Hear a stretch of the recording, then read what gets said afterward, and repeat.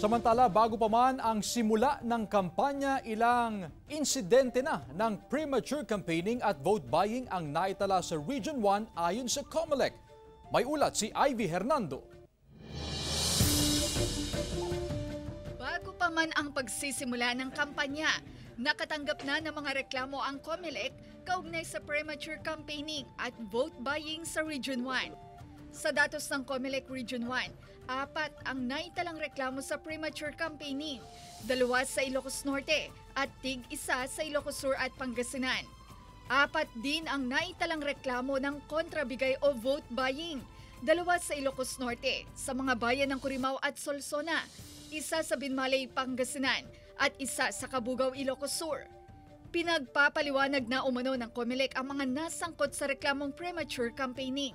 Samantala, 61 barangay sa Region 1 ang isinailalim sa yellow category o areas of concern dahil sa nakikitang political rivalry.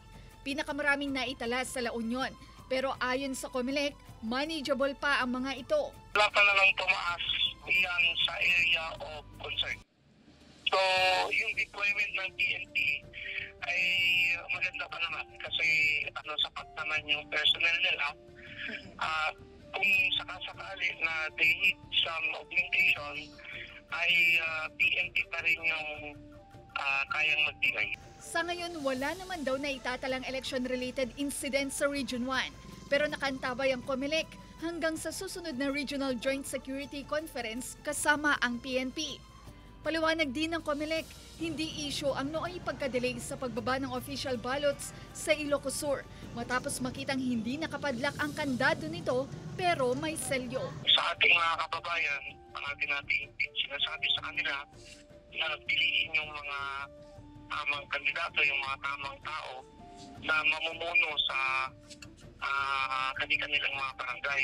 Kasama si Norman Raca, Ivy Hernando, 1 North Central Luzon.